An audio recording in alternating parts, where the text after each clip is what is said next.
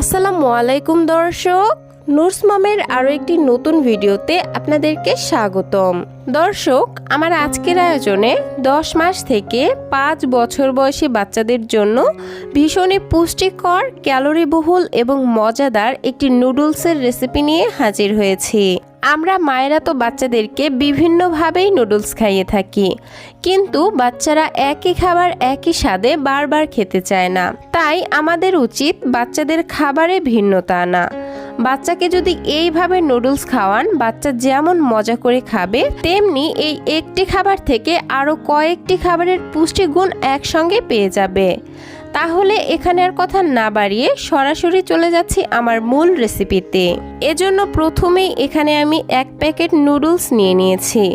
আমি এখানে mister noodles নিয়েছি। আপনি আপনার বাচ্চাকে যে নুডলস খাওয়ান এখানে সেটাই নিতে পারেন। আমি বেশিরভাগ সময়ই আমার ছেলেকে এগ নুডলসটাই খাওয়াই, আর এই ইনস্ট্যান্ট নুডলসটা খুবই কমই দেওয়া হয়। তবে যখন যেটা খাওয়াই সেটার রেসিপি আপনাদের সঙ্গে শেয়ার করার চেষ্টা করি।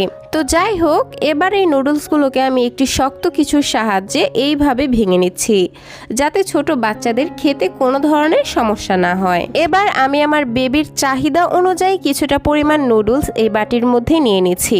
পুরোটা নুডলস লাগবে না, আমি অর্ধেকটা পরিমাণ নিয়ে নিলাম।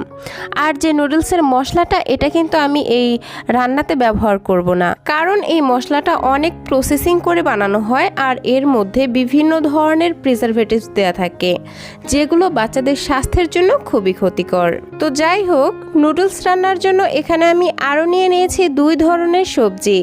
নিয়েছি একটি ছোট সাইজের গাজরের অর্ধেকটা এইভাবে কিউব করে কেটে নিয়েছি, আর নিয়েছি বড় সাইজের একটি বরবটি, আমি এইভাবে ছোট ছোট কুচি করে কেটে নিয়েছি। আপনারা আপনাদের হাতের কাছে যে সবজি পাবেন এখানে সেই সবজি দিয়ে নুডলসটা রান্না করে নিতে পারবেন। আমার আরও লাগছে একটি মুরগির ডিম। এজন্য আমি একটি বাটিতে একটি ডিম ভেঙে নিচ্ছি আর একটি কাঁটা চামচ দিয়ে খুব ভালোভাবে এই ডিমটাকে ফেটিয়ে নিচ্ছি। তবে অনেক বাচ্চাদেরই ডিমের সাদা অংশে অ্যালার্জি থাকে, সেক্ষেত্রে আপনারা বাচ্চার শারীরিক কন্ডিশন বুঝে সাদা অংশটা বাদ দিয়ে শুধুমাত্র কুসুমটা নিয়ে নেবেন। তো ডিমটা খুব ভালোভাবে ফেটিয়ে নিচ্ছি আর সরাসরি চুলায় চলে যাচ্ছি। একটি প্যানের মধ্যে দিয়ে দিচ্ছি 1 কাপ পরিমাণ নর্মাল বিশুদ্ধ খাবার পানি। যখন এই পানিটা ফুটে উঠবে, এই পর্যায়ে ভেঙে রাখা নুডলসগুলো এর মধ্যে দিয়ে দিচ্ছি। এখন চুলার আঁচ মিডিয়ামে রেখে এই নুডলসগুলোকে খুব ভালোভাবে সেদ্ধ করে নিচ্ছি। আমার এগুলো সেদ্ধ করতে মোটামুটি 5 থেকে 6 মিনিট সময় লেগেছে। যখন নুডলসগুলো খুব ভালোভাবে সেদ্ধ হয়ে এইরকম নরম হয়ে আসবে, এই পর্যায়ে আমি চুলাটা অফ করে দিব আর এরকম একটি স্ট্রেনারের সাহায্যে এর এক্সট্রা পানিটা ফেলে দিব।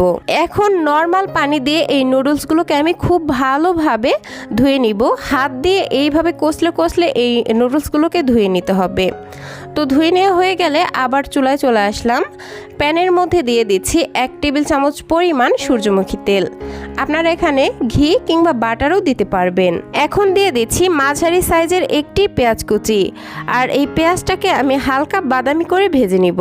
পেঁয়াজগুলো যখন এরকম ব্রাউন কালার হয়ে আসবে, এই পর্যায়ে কেটে রাখা সবজিগুলো দিয়ে দিব। আর এই পেঁয়াজের সঙ্গে সবজিগুলোকেও আরও 2 থেকে 3 মিনিট ভেজে নিব। ভেজে নেওয়ার কারণে এই সবজিতে আর কোনো কাঁচা গন্ধ থাকবে না, আর কাঁচা গন্ধ থাকলে এই নুডলসটা খেতেও ভালো লাগবে না। তো যাই হোক, এই সবজিগুলোকে আমি 2 থেকে 3 মিনিট ভেজে নিচ্ছি। ভেজে নেওয়া হয়ে গেলে দিয়ে দিচ্ছি সামান্য 1 চিমটি হলুদের গুঁড়া। এটা জাস্ট কালারের জন্য, আপনারা চাইলে স্কিপও করতে পারেন। এখন সবজিগুলো সেদ্ধ হওয়ার জন্য দিয়ে দিচ্ছি 1 কাপ পরিমাণ পানি। এখন ঢাকনা দিয়ে ঢেকে দিচ্ছি আর এই সবজিগুলোকে খুব ভালোভাবে সেদ্ধ হওয়া পর্যন্ত রান্না করে নিচ্ছি। ফিরে আসলাম সবজিগুলো সেদ্ধ হবার পর।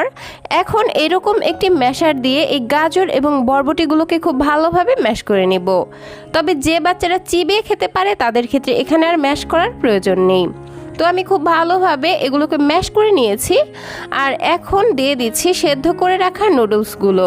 যেহেতু খুব ভালোভাবে নুডলসগুলো আমি সেদ্ধ করে নিয়েছি, তাই এখন আর খুব বেশি সেদ্ধ করার প্রয়োজন নেই।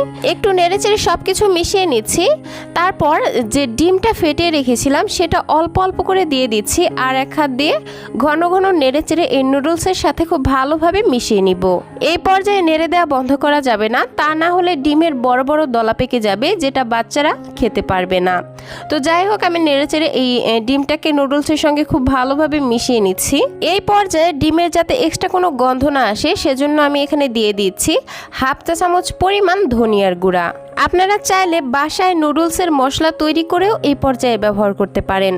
আর সামান্য একটু লবণ দিয়ে খুব ভালোভাবে নেড়েচেড়ে মিশিয়ে 1 থেকে 2 মিনিটের মতো রান্না করে নিলেই কিন্তু বাচ্চাকে খাওয়ানোর জন্য এই নুডলস একদমই তৈরি হয়ে যাবে। নামানোর আগে এই নুডলসগুলোকে আমি আর একটু ম্যাশ করে নিব যাতে আমার বাচ্চার খেতে আরেকটু সুবিধা হয়, কিন্তু আপনারা চাইলে এই পর্যায়ে এমনিতেই নামিয়ে ফেলতে পারেন। তো যাই হোক, আমি ঠিক এইরকম অবস্থায় চুলা থেকে নামিয়ে নিচ্ছি। আর এই তো তৈরি হয়ে গেল বাচ্চাদের জন্য ভীষণই পুষ্টিকর, ক্যালোরিবহুল এবং মজাদার একটি নুডলসের রেসিপি। এই একটি মাত্র নুডলস থেকে বাচ্চা প্রোটিন, ফ্যাট, কার্বোহাইড্রেট, এনার্জি এবং বিভিন্ন ধরনের ভিটামিন, মিনারেলস একসঙ্গেই পেয়ে যাবে, যার ফলে খাবারটি বাচ্চারা অল্প পরিমাণে খেলেও তাদের শরীরের অধিকাংশ পুষ্টির চাহিদা পূরণ হয়ে যাবে। এইভাবে নুডলস রান্না করে বাচ্চাদেরকে রাতের প্রধান খাবার অথবা বিকেলের হালকা নাস্তায়ও দিতে পারেন। এই নুডলসটা রান্না করে আমি আমার ছেলেকে গতকাল রাত্রে খাইয়েছিলাম, তো সেই রেসিপিটাই আপনাদের সঙ্গে শেয়ার করেছি। আশা করছি আমার আজকের রেসিপি আপনাদের কাছে ভালো লেগেছে। ভিডিওটি যদি সামান্যতম ভালো লেগে থাকে তাহলে প্লিজ নিচে থাকা লাইক বাটনে একটি লাইক দিয়ে দিবেন। আর অবশ্যই ছোট্ট একটি কমেন্টের মাধ্যমে আপনাদের মূল্যবান মতামত জানিয়ে যাবেন।